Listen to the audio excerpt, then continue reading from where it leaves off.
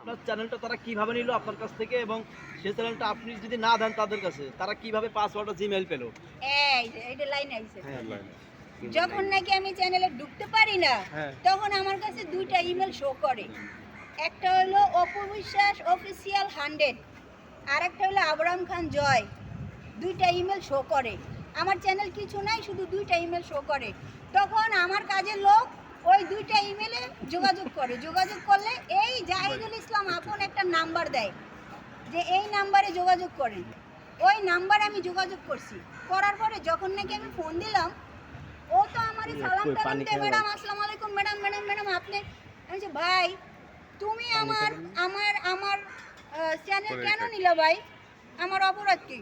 কয় কি আপু আসলে আপনার চ্যানেল আমরা তো বুঝতে পারি নাই, এটা আমরা একসাথে অনেকগুলো চ্যানেল স্টেক মারছি, ভুলে আপনারটা গেছে গা। প্রথমে এটা বলছে।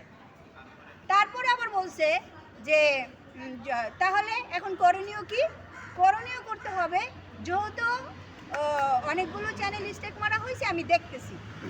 এইটা বললে আমি দেখতেছি, দেখে আমি আপনার ব্যাক করে দিতেছি। আপনি প্রযোজক মানুষ, আমাদের ঘরের মানুষ, আমাদের মানুষ, আমি এটা ঠিক করে দিতেছি। এই বলার পরে ঠিক একদিন পার হয়ে গেল।